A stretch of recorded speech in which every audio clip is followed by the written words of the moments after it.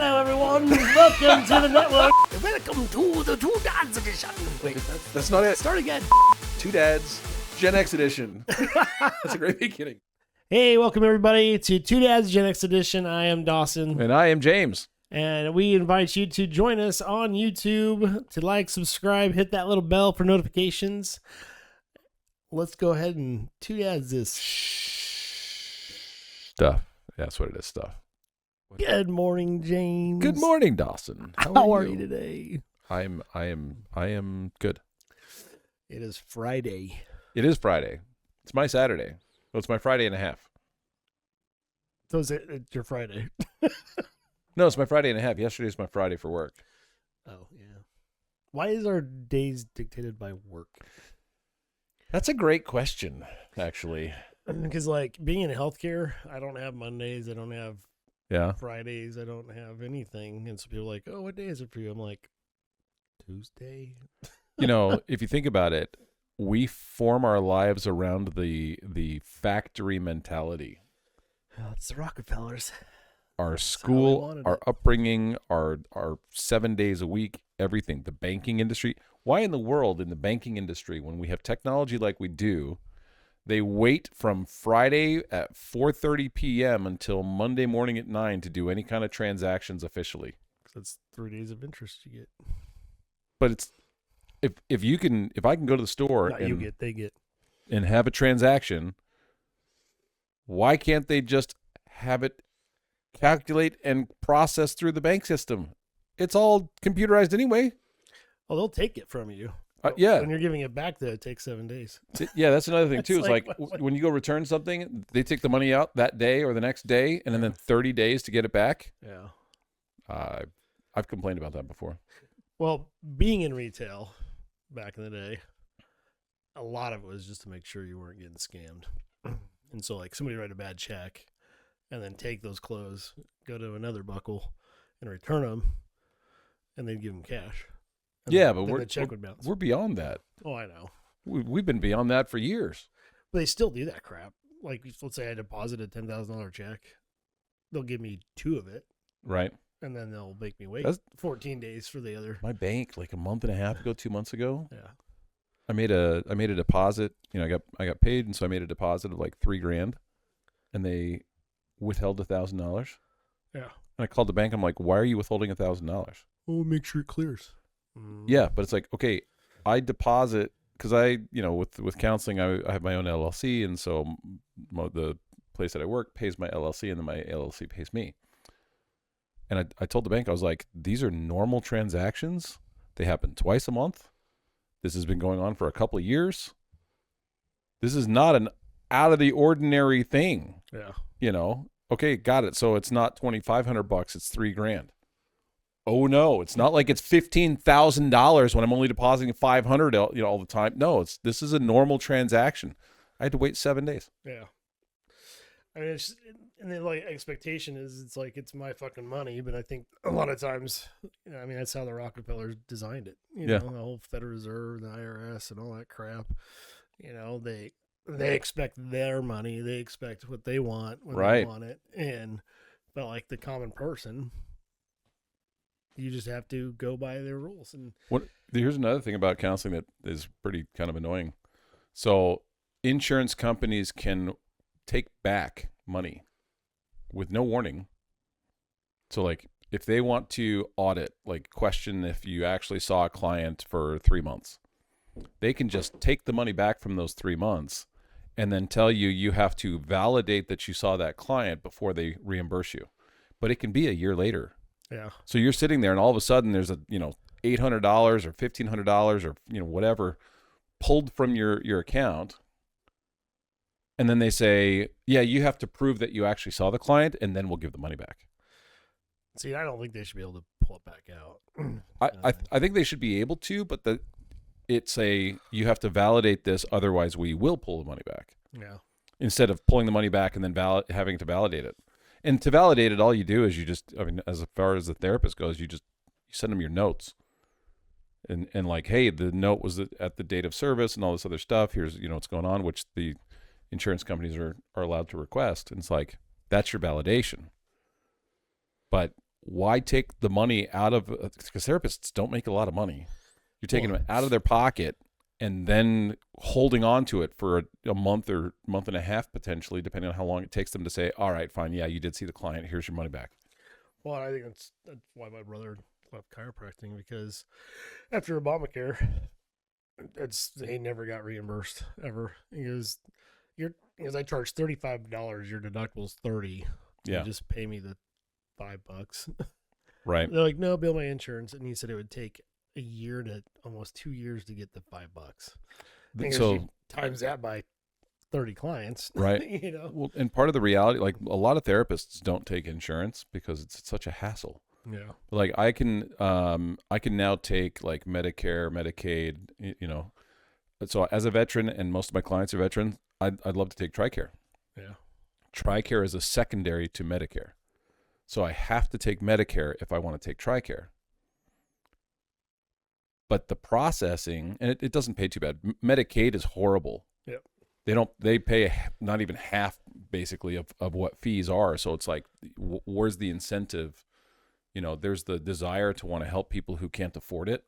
I'd love to do that, but I have to be able to pay bills too, And so it's like with the Medicare, it's like it can take 2-3 months to get paid. Imagine working 2 weeks at a factory and then the company says, yeah, you're going to get paid in 3 months. Yeah. Nobody's going to do that. The expectation is, no, when I do the work, I get paid for the work. And insurance companies take a little bit, it might be 15 days or 30 days, something like that typically. But because TRICARE acts as a secondary to Medicare, you have to do all this paperwork for Medicare, and then whatever's left over, you send off to TRICARE, and then you have to wait for that too. So you don't get fully paid for, if you're lucky, 4 or 5 months. Yeah, which I just... And so I would love to take TRICARE. I can't afford to. Yeah. And then here's one of the things that happened at the office that I work in is TRICARE changed their policies, because it used to be that any therapist within the office, as long as the office was approved by TRICARE, then anybody in the office under the umbrella could take TRICARE. They changed it to where it has to be the individual. So all of a sudden, there's like 8 or 9 therapists in the office. Only the owner could continue taking TRICARE. And they just dropped everybody else. They did not warn people really. And so a number of clients that were veteran clients, all of a sudden their stuff wasn't getting paid for, but they didn't know that. And so, continuity of care, if you can't, you can't not pay for the service, right? Yeah. And so all of a sudden they stopped, they couldn't see their therapist anymore because the therapist wasn't getting paid anymore because they weren't covered under the umbrella anymore. They'd have to apply to TRICARE, which is, fine. It's a process, but it takes months to do that if you get approved. And all of a sudden it's like, now this therapist they've been seeing for a year and a half, 2 years or so, they can't see anymore because they'd have to pay cash out of pocket because it's not being covered by their insurance. Isn't that ridiculous? Yeah. I think it's kind of the start of the failed system. I think our veterans they don't get an eighth of what they deserve. I think therapy should be free, for them. I think a lot should be free for them. And it's just sad that I see that in the healthcare system, where these patients are not getting what they expect. You pay a monthly premium, you pay all this money, and then you get denied. You get denied this, you get denied that. And it's hard because just in life in general, with expectations of everything, we grow up being taught to expect certain things, and we get taught to see the world a certain way. And that goes back to the socialistic bubble that I love as an example of we're who we are based on where we grew up and where we live, and our parents make us, and our community makes us who we are. And so, you're taught these things, and as you get older, you start to realize if you leave that bubble, that the expectations you had right are like blown up.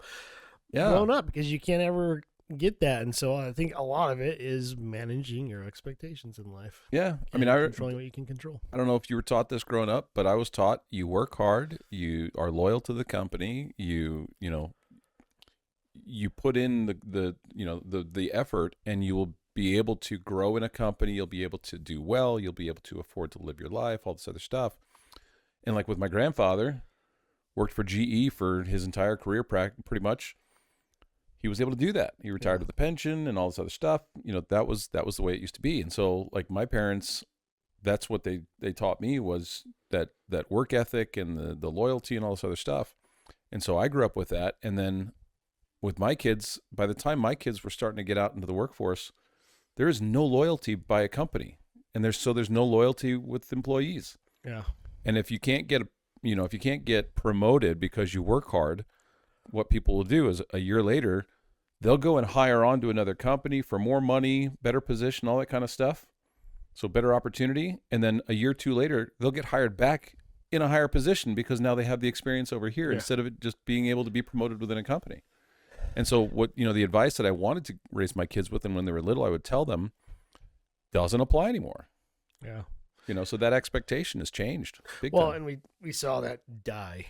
Yeah. In our generation, Gen X, that staying with somewhere, building that loyalty, being rewarded for that loyalty, meant something. I mean, you have those small companies that grow and grow, and they can do that until they get so big. Yeah.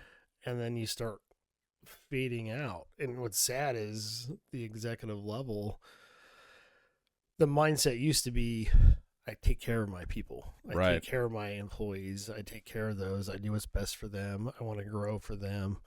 And sometimes what's best for them is closing something and revamping and starting something new.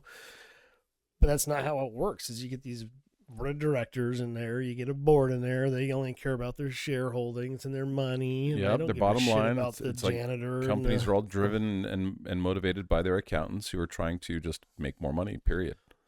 And I think, I see that healthcare is sad. I mean, it's so sad. Yeah. I mean, and I'll throw it out there, DEI destroyed so many companies because it took working hard and earning your way and turned it into, doesn't matter. Yeah. I don't care if Sally works as hard as you or does better than you. We're not giving anybody raises. Kind of stuff. That's the other thing too, is like, we're not giving, or the raise is 3%. It's a standard raise. It doesn't matter what your performance is. It doesn't matter how good you are. It doesn't matter how well you work with others. You get the standard 2.5%, 3%. Well, that barely keeps up with inflation, if even that. Well, it's not a raise. Yeah, in healthcare, it's more, did you make us look bad? Right. Did you hurt somebody? Did you offend somebody? And did you kiss our ass enough? Yeah. And that's how you get your 3%. And then it trickles down. I mean, there's people that literally get like 0.5% raise. Because they didn't meet expectations. And what's crazy is, and you can't meet expectations because if you actually excel in all of those areas, then they can't give you pointers on how to improve because you're already doing well, and they can't not do that. Yeah. They always have to, like, oh, you need to do this better. Oh, you got to work on this. You got to do that. I actually had, Are you about to vent? Frustration as an as needed PRN nurse. Mm-hmm. They pay you more. Okay, $4 whole more than the average person, full-time worker, right? Yeah. And that's supposed to offset the benefits that you'd get. So if I go to part-time, which is already making me work part-time, mandatory part-time, because it's like as needed, I technically should be able to pick up a shift. But $4 an hour is supposed to pay for the benefits that you would have gotten as a full-time employee? I'm not done ranting. All right. So the whole point of being PRN is I'm filling gaps, holes that they need, right? And by doing that, you get incentives to sign on for those days. So it's an extra so much an hour. Well, they didn't like paying people that. And so they made it to where you have to work 2 core shifts with no incentive before you can sign up for shifts with incentive. So it's basically mandatory part-time with no benefits. There's got to be, and if there's an employment attorney that listens to this, Yeah, it's please let us know. Is that Missouri legal? and Kansas, and so I don't know if that's legal. and they just didn't want to keep paying all this incentive. Well, the whole point of the incentive is to get people to sign up extra to work more than their 36 hours, 40 hours. But as needed, I don't have a requirement, but they make you work 2 core shifts. You have to work 3 weekends in a 6-week period. So you have all these expectations on their end, but they're not meeting any of my expectations. So she's like, well, you won't get put on call as much if you come to part-time. So they punish you if you don't do what hurts you. You want me to take a $40,000 pay cut to go part-time. You're not giving me $40,000 worth of benefits. No. To come on just to hopefully get my hours.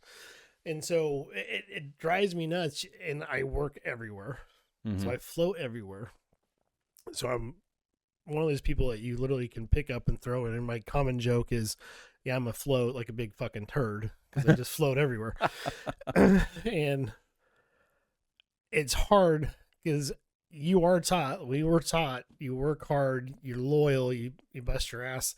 I worked at Shawnee Mission. And that's how you get ahead. And that's not the case for anymore. 15 years. And I was getting 25-cent raises, and that was max. Yeah. I think I started at like 18 and worked there for 15 years, and I left it making $20 an hour.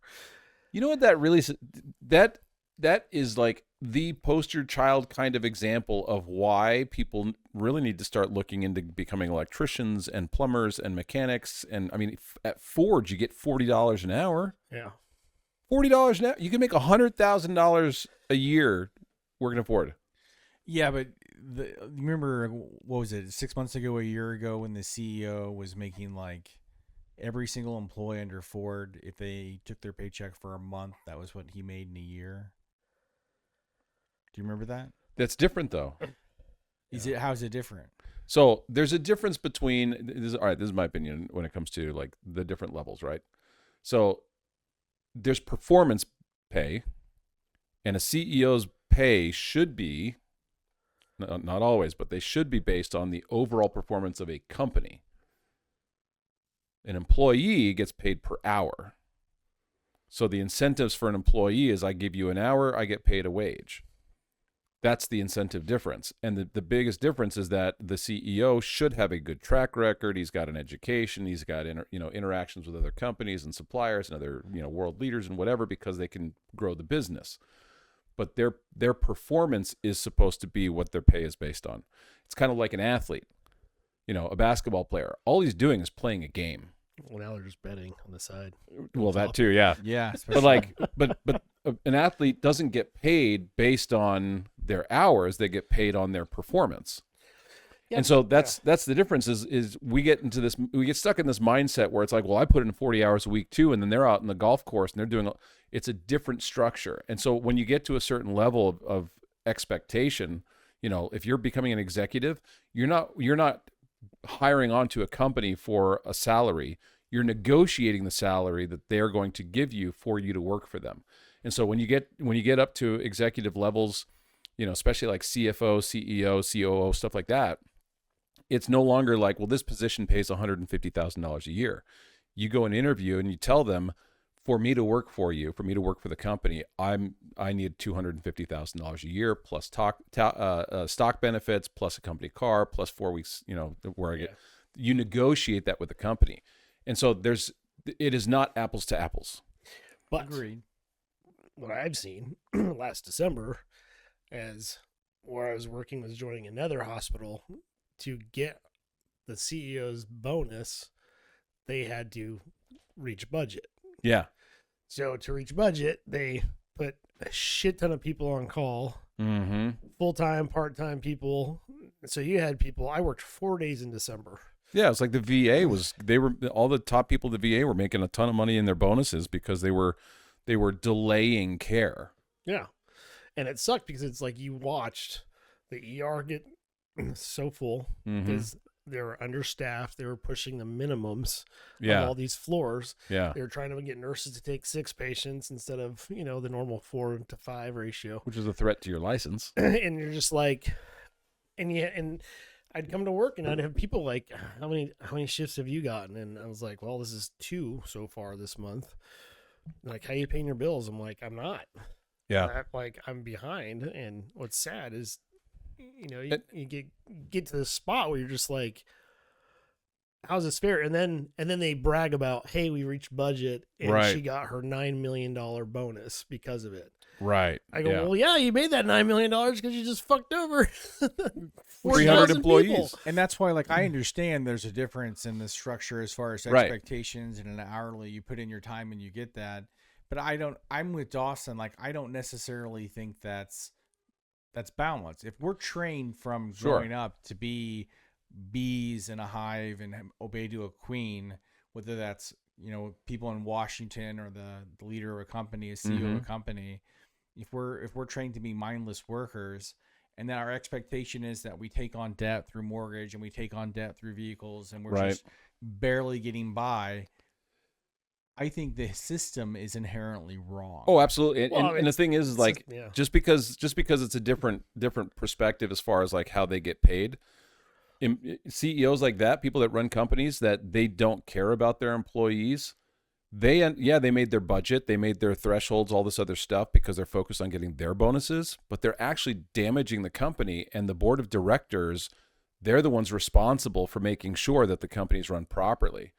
And that's where, like, if a company, and this is where back in the day, GE and Xerox, they were massively successful companies because they had CEOs that valued the employees, and they recognized that their customer is not just the customer, their customer is also their employee. Yeah. And so they were managing the companies in a much more structured and healthy way because they recognized that the foundation of the company is your everyday worker, and you have to have a good foundation to grow a successful company long term. Now they're looking at the short-term benefit, and so these CEOs are so focused on their own little pocketbook, incentives.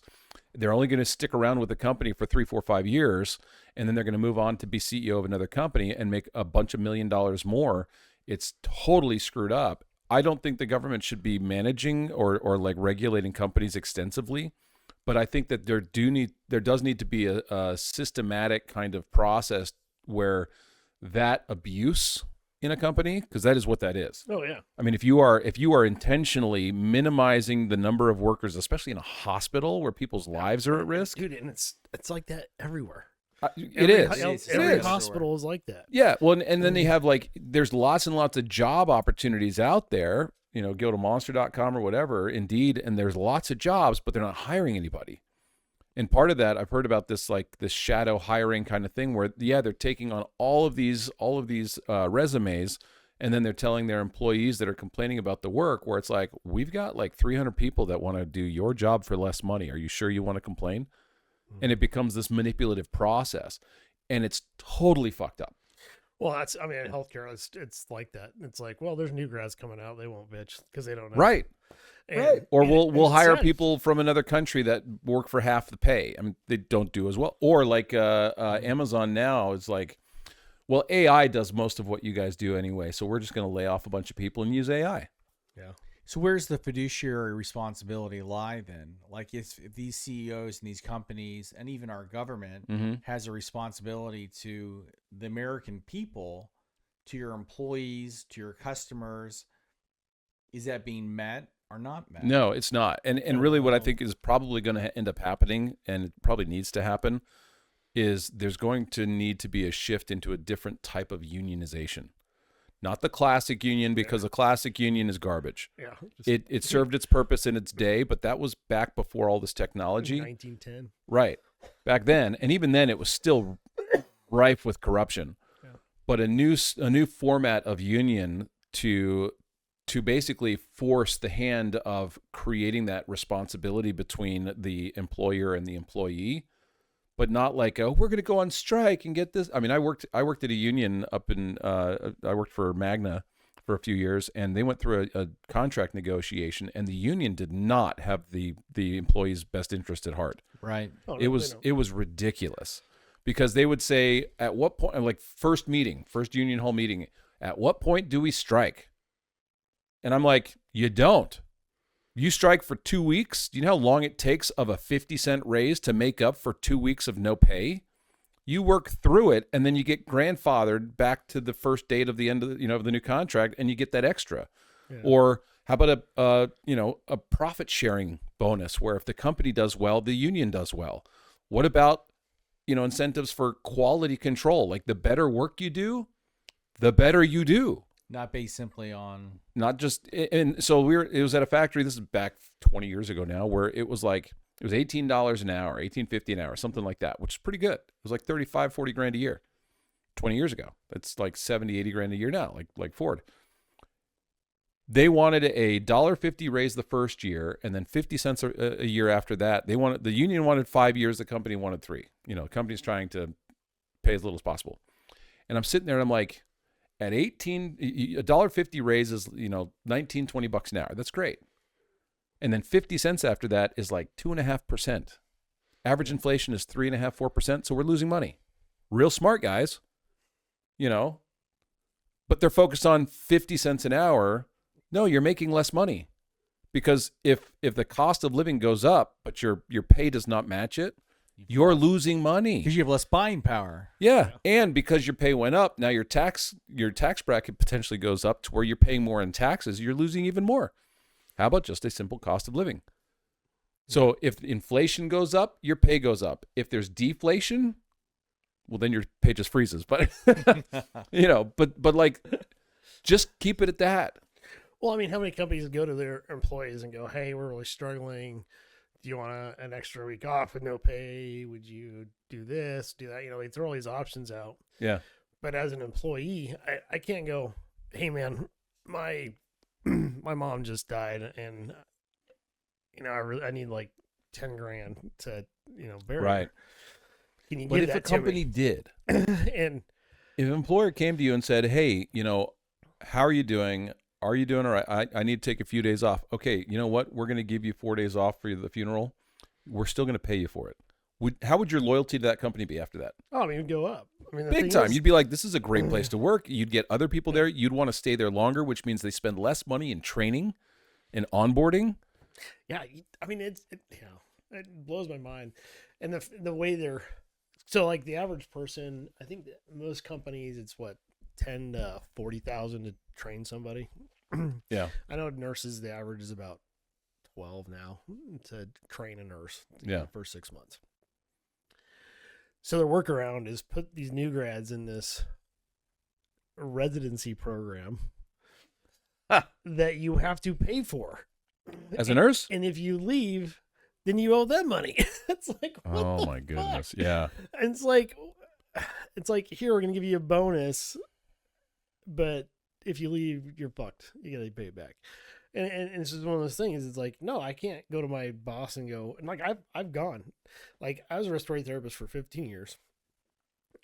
Code team, was leader, same thing, worked everywhere. I was in the NICU, did high-risk deliveries, all this stuff. And because I wasn't a nurse, they want to put me at square zero. Yeah. And I'm like, I know more than most nurses. Yeah. Why am I going back to zero? Like, give me some credit for my time being in healthcare. Yeah. It's not like I was a janitor and saying, "Hey, I worked in a hospital for 20 years. I want to get paid." No, I was still hands-on. It was because my old director, I mean, the only reason I stayed at Shawnee Mission for so long is because she was loyal to her people, and she fought for us all the time. And apparently before I got there, they were getting paid the same as janitors. And wow, it took the CEO's family member coding, and he's like, "Man, there's like 6 RTs in here, and they're doing like half the work." My director had been trying to get us raises. Like, "Hey, look, we're like nurses. We're part of the code team. We're running everywhere. We're running ventilators." And people don't realize respiratory therapy is a specialty. Yeah. The schooling is harder. I think the boards are way harder than the nursing boards, and you've done both. And I've done both. Yeah. And it's like I was in nursing school, and I was just like, why did I not go to med school? Oh yeah, I didn't have a spouse that supported me. But my expectation was, I graduate, I'm going to get more money. And what's sad is, you rack in $40,000 to $90,000 in school debt, and then you come out making, I think new grads now, but at the time it was like 21 something. Well, shit, new grads now are like 26. I mean, I think before an hour COVID, it was like 22, 24. And it went up to maybe 28 in some places. I'm talking the Midwest. It might be more other places. I'm sure. I would assume so. Yeah. But I could be a Walmart shelf stocker for $20 an hour. I can go work in Amazon. I have a master's degree. So almost the same exact education as an attorney. And I have clients, and I'm not resentful at my clients. I'm glad they make good money, but I have clients that work in factories and they make more money than I do. Yeah. Doctors, a standard like family practitioner doctor, all that kind of stuff, they actually don't make a whole lot of money. They used to 30, 40, 50 years ago. Becoming a doctor was almost like you were instantly a millionaire, if effectively. Yeah. But I have a master's degree. They struggle too. Yeah. And so, and it's one of those things where it's like, where is the incentive? We go in with this expectation of I'm gonna work hard. I'm gonna get this education so that I can succeed. I can live a good life. I can pay pay my bills well. Have a nice house, nice car, all that kind of stuff. And then you actually get into the field and you do okay, but I don't make a lot of money as a therapist.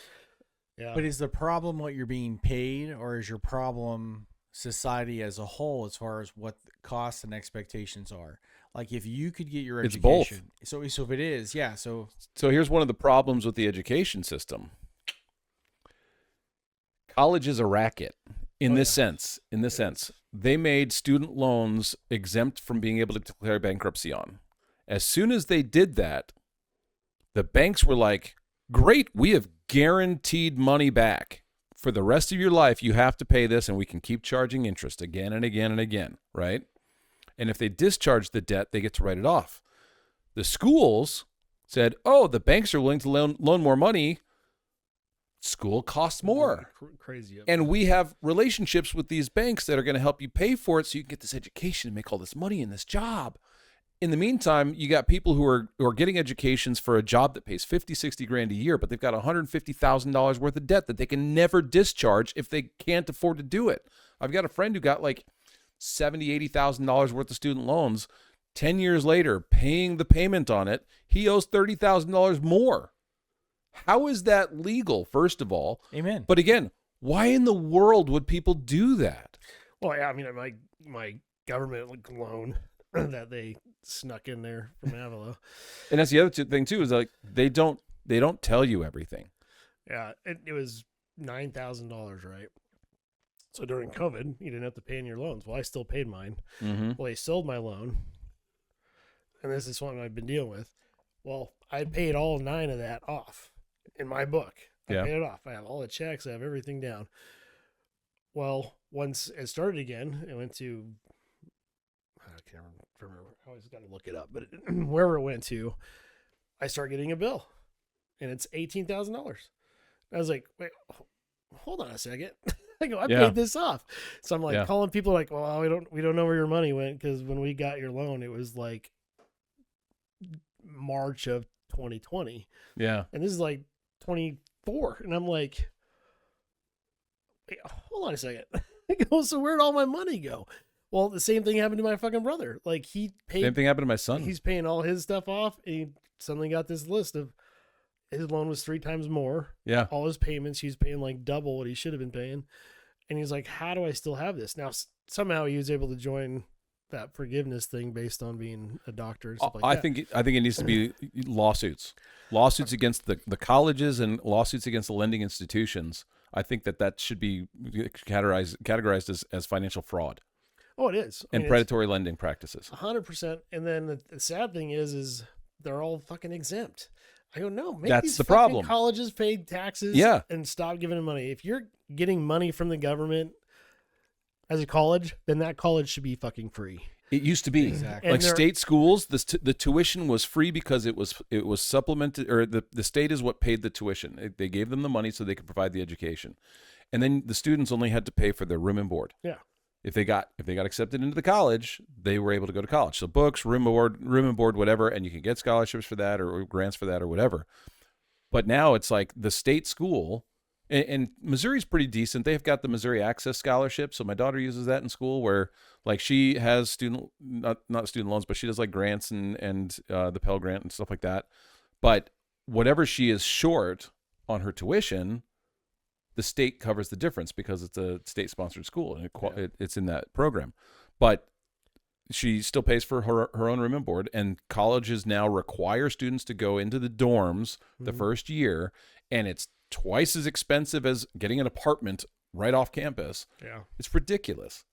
And so this expectation that kids have of going to school and succeeding and being able to get into these great careers and be able to live this great life, and then they get bombarded with just this debt and this expense unnecessarily. It should not be that way. It used to not be that way. It used to not be that way. And the fact that these individuals, companies, CEOs, anyone can do that without being punished. Without accountability. We don't want to punish, but we want people to be accountable for the improper practices, and we want to incentivize loyalty and positive behavior, right? Yeah. I mean, you look at like Disney. That company, anything they buy, they destroy or make worse. Yeah. And it's not because, we can go woke and all that crap. But the thing is you're not looking at your audience. Like you literally have millions of people that love Star Wars. But like, we're going to reinvent it. Why? Just build on it. Build on. I mean, why do you think Star Trek hasn't been as big, but they keep building on the story. Yeah. And building that universe until Disney buys it. Yeah. And my biggest fear is like Warner Brother wants to sell now, and they're like, "Oh, Disney might buy it," and I'm like, "No, please don't." Well, and I have no problem with like people testing out new ideas, but listen to your customer, listen to your audience. Yeah. I mean, Rogue One is and Andor, I think, are probably their most successful add-ons. Yeah, because it took a concept, and this is basically the guy that came up with that was I think a graphics or a visual effects guy. Sure. And he goes, it'd be really cool to show, tell the story of how they got the plans, and it just built on that. And they're like, hey, okay, let's tell the rest of his life. And it showed Star Wars in a way that there weren't any Jedi. You're seeing how the Empire took over, how it spread like a virus, and it just was awesome. And you taking his IP, and so you got somebody like James Gunn that took over Warner Brothers to get the DCU universe going, and I think he's doing great. Yeah, I liked everything he's done so far, and he's focused as the president of, I want to bring the comics to the screen that the people love and like. DC's been great with their animation. Yeah. Because they take the comic and just make an animation. That's why it works. Yeah. That's why some of the movies that they're like, oh, this movie's going to do so good, but it bombs because it's not a new movie. It's just a rinse repeat. And that's what blows my mind. I mean, Skeleton Crew was another refreshing thing because it was kid based, but it brought in even more of Star Wars Empire to where they had to update all the maps of the Star Wars galaxy because they added all this stuff. And they're just building. You're such a nerd. I know. But that's what they want. They get us distracted and thinking about Hollywood and celebrities and Star Wars, and we don't look at what's really going on. I mean, you even have a show like The Witcher. Henry Cavill was such a nerd for that. He like read the books, all that kind of stuff, loved it. He was passionate about the character. And then they changed after season one. They just started drifting away from the original story. And when he was no longer willing to do it because it was just too far off base anymore, they got what's-his-face to be the next Witcher. And it's like, and it bombed. Well, it hasn't come out yet. It is now. Is it out now? Yeah, season 4. But it's like, it's not the same. It is not the same. And then they're like, oh, well, we're going to scrap this because it's not making money anymore. Why do you think it's not making money? Because you created an expectation with your customer that you're now failing at. And that's the big thing about like the CEOs that are just fucking up their companies. You have a customer base. You have two different customers. You have the actual customer, the consumer. Then you have your employee. And you're screwing them both over. I mean, why do you think Disney had so many artists that put sexual stuff in the cartoons? To basically tell them to fuck you. Yeah. Because it's like you're making our... I mean, that's why the Spider-Verse, the third Spider-Verse, I mean, their employees are miserable because they're pushing and pushing and pushing to like reinvent cartoon, which they're awesome. But where do you go from there? I mean, look at a great company, Rockstar.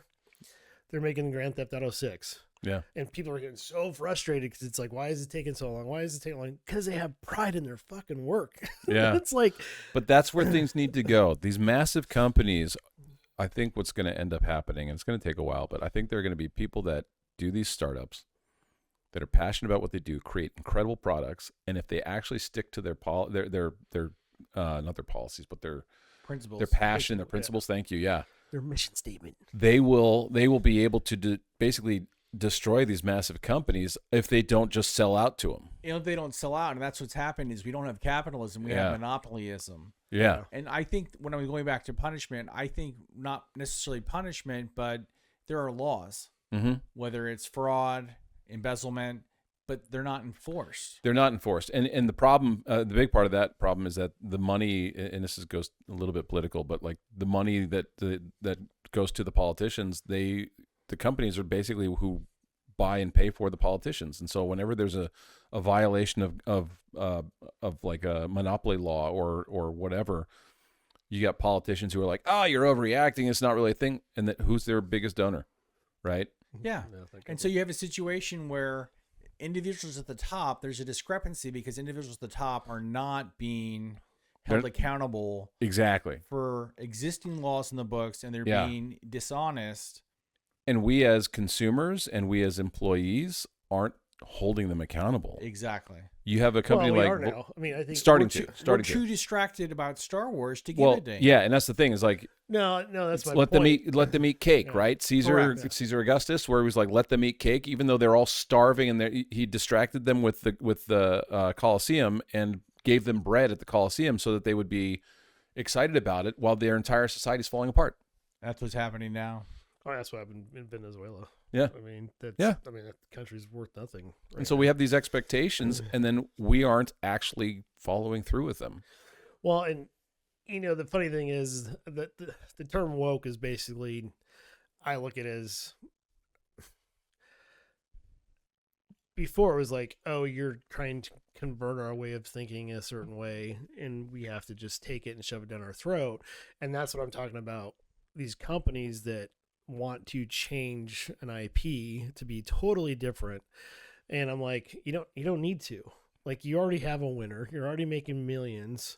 Yeah. Just continue it, and then throw in new characters that build that story. You know, I think, you know, one thing they talk about a lot is like, there's not enough this, there's not enough that, so we need to give them the opportunities. Well, I think that worked for about 5 years, and then abuse took over. Yeah. It's like, oh, my cousin doesn't know anything about security. I'm going to hire him head of security and pay him $2 million. And then he's on ChatGPT trying to learn how to do the security. You know, right. How do I do this? How do I do this?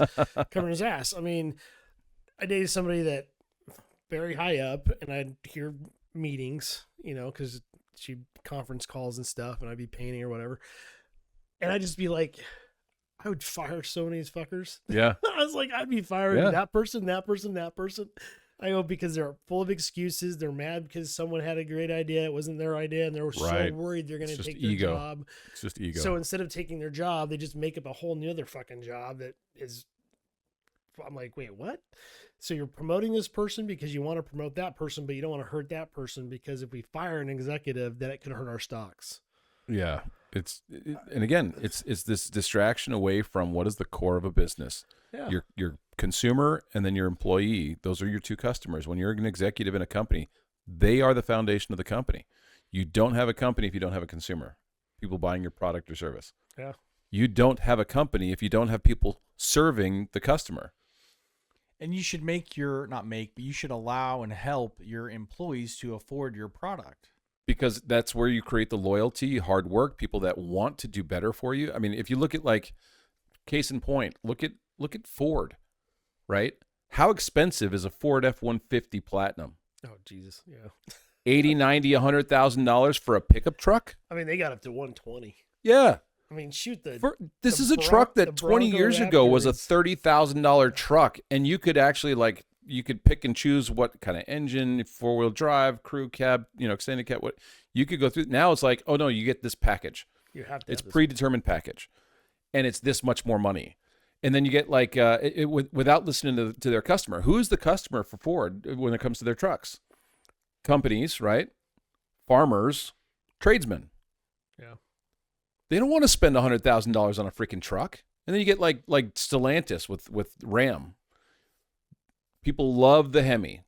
Got it. It's not very efficient, as far as fuel economy goes.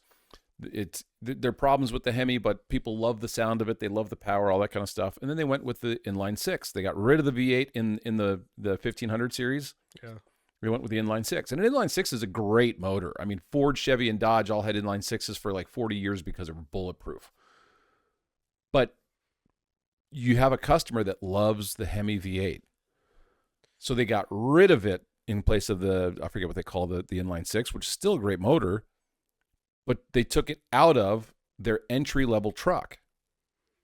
Why? But that's because, I mean, in every company, there's incentives based on politicians' agendas, Right. and both sides. And, I mean, look at the green package. I mean, the whole goal was to shift everything to electronic just to, I mean, Nancy Pelosi made a shit ton of money off of that. All the politicians made a shit ton of money off of that. There's a book about that on Amazon you can get that talks about how the green movement, it's had several names over the last several decades. Yeah. I remember back in the 80s, it was going to be acid rain and the next ice age was coming. Yeah. Well, I mean, was it 2000? They said all the ice would be melted. Yep. Yeah. And then there's like a picture of an island of Hawaii, and they just show 45 years of It's the water level actually using going fear, down. yeah. Yeah. It's like, wait, Yeah. what? Well, and I think actually, And Bill Gates is now talking about how global warming, it's still a thing, but we can actually manage it now. I think that nice little meeting they had at the White House with all those people that you never would. See Yeah, but have. I saw the interview he did where he's no longer like this big alarmist. Well, I think he was told, get your shit together. You're gonna lose your foundation, which is basically used to kill people in Africa. Yeah, I saw this interview where this guy was like, "Do you know how you know that global warming is not really the disaster it's going to be?" And the person doing the interview was like, "How do you know?" It's like, because the banks are still giving full mortgages and lending to businesses on the coasts. Yeah. If we were really in 12 years going to have this massive sea rise, they wouldn't lend a dime. Yeah, It's a Too bad obvious. investment. That's too obvious, James. Yeah. Come on, what are you thinking? But and Volkswagen is another one. Well, here's the great thing though. Okay. With that ice, last year was the first year that the ice grew. Yeah.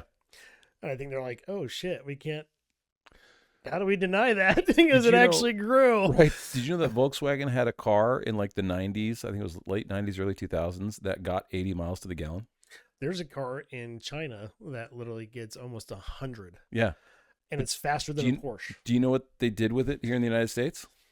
Buried it like the Tucker. Nothing. Because what they said is the Highway Traffic Safety Administration said it is not safe for U.S. roads, so it can't be sold here. Oh yeah.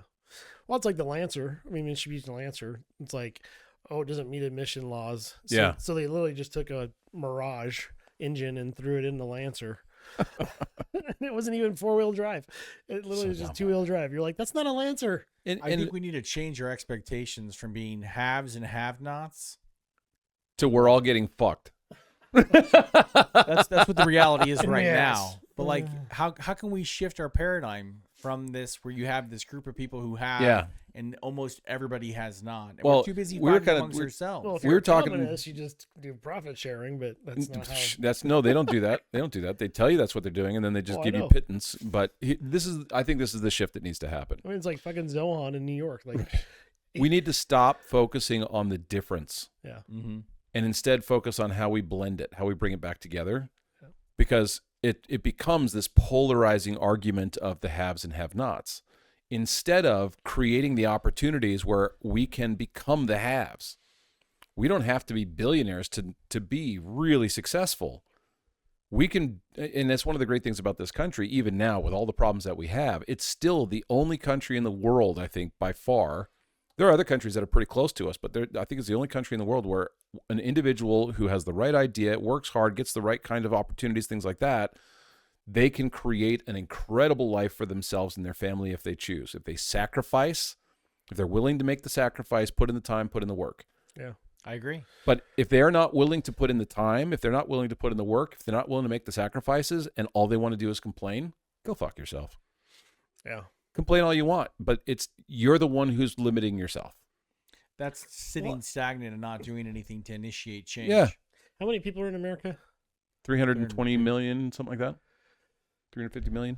Right around there. I mean, it's men, women, children, Okay. and So- alternate. So there's 44 million people on Snap. That includes children, though, Does it because Snap is for families, right? So it's Does it- include the children in the? Yeah. Or is it just like they include the children in the Okay. statistic. You talking about the census or those users for Snap? Snap Snap. benefits, so they Snap, literally food said stamps, that kind of there's stuff. 44 million. That's a lot. That is of a people ton. that are sucking on the tit of the government. And the thing is the government will feed you, but the government will starve you too when they want. Mhm. It's just a big corporation. Yeah. And I think the one awesome thing that my mom always taught us is you never want to be dependent on the government because they can take it away in a drop of a hat. Yep. And it's funny because you know, there's people like coming if you did, and they're being flooded. The courts are being flooded by immigrants, basically wanting their snap back, and that's what the whole thing's about. And I'm just like, I work with so many nurses from other countries that came here, started a job. I got one guy that, like you talked about, he worked his ass off. He worked 6 days a week for 2 years. Yeah. He paid off his house, paid off all his loans. He bought another house, paid that house off, and now he owns 3 strip malls. Yeah. He has those all paid off, and now he works 1 day a week as a nurse just to keep his license. And that goes back to the if you're willing to work hard, you're willing to sacrifice, and you're willing to put in the time, you can create an incredible life for yourself. Yeah, and his goal is to, he goes, I love America. He goes, I'm not American. Mhm. He goes, I'm here and earning my money, and I'm going to go back to, you know, where I'm from, so I can help my family and help Yeah. them grow and help them go through stuff. And it was just cool because last time I saw him, his dad owns a flower shop now in their country. They had a lot of crime, and they've actually cleaned up their community because they've educated and they've gotten more people that make more money, and that little village they had is now like a small town.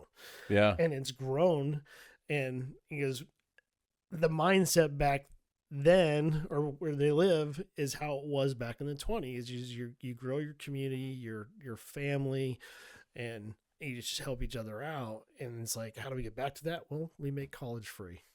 We educate people. Educate. Yeah. You know, and I think trade schools should be Trade totally schools should be free. promoted. I think you should be able to graduate high school with your apprenticeship Yeah, I do too. in whatever trade. That should be a high. If you choose to in high school, if you want to go into become an electrician, HVAC, automotive, whatever, you should be able to graduate high school with your certificates so that you can go to a company, go to the union, whatever, and you can walk into a job that pays $25-$30 an hour as an 18-year-old kid. That would be huge. Yeah. But what we talked about is the Rockefellers back when they invented the Fed and want the sheep. IRS. And that They want school sheep. system. I mean, he designed that school system to design To create workers. worker bees. Yep. And that's how they do it. And it's still that way. We still talk at kids. We don't educate kids. Yeah. I mean, you look at in Japan, the first, I think, 7 years of their education is learning community, how to respect your elders, how to respect yourself, and how to make your environment better. that's why they have such a beautiful culture, Mhm. and I wish we would teach our kids at that young age those values. Yeah, well, and here in the U.S., we're supposed to be a melting pot where we take all these different cultures and values and we blend them into this beautiful, beautiful mix of things, right? Yeah. Excuse me. And it's like, instead, we just want our football, our beer, our truck, and we want to go fishing, Yeah. or whatever it is. But it's like, as long as we get our cake, Not my backyard. As long as I get my cake and I don't just let them eat everybody cake else. and we're happy. And I think that's one of the big problems. And so one of the things that I struggle with now that they are adults, they're intimidated by the world around them and they don't know how they're going to achieve or accomplish the things that we've been able to accomplish. And because they have so many obstacles that they see, and you see that in social media where kids are like, how are we supposed to buy a house? How are we supposed to do this? How are we supposed to do that? Yeah. Their expectations based on what our lives were and what we raised them with, they're now facing a world where it's totally different. Well, and it's sad because I think, man, as a father, you want your kids to succeed and achieve more than you. And it's crazy is I think we're at this stalemate right now that I don't know if my kids can achieve more than me. They can. I mean, they can. It's not as easy as it was 20 years ago. And it wasn't easy then. It was different then. Yeah. The process was different because we didn't have so many obstacles, but the obstacles can be overcome. And I think that that's something that is really important to be able to teach them, but it's hard. It's hard. Well, and I think, obviously we're talking about expectations and everything, and let's continue this next week where we talk about how we're raising our kids to manage expectations, and see the world for what it is, and how to not and even get us depressed to the point that fuck, I'm not going to own anything. I'm not going to be able to build wealth. And I think that's the one struggle that is hard for most Americans, blue collar Americans, is like you said, you get in this debt. Yeah. And you're just working so hard to pay your debt off. It's like that's all you're working for is to manage debt. And in Gen X, you have some Gen Xers taking care of the boomers and taking care of the millennials still at home. Yeah. How many kids are still living at home in their mid-20s?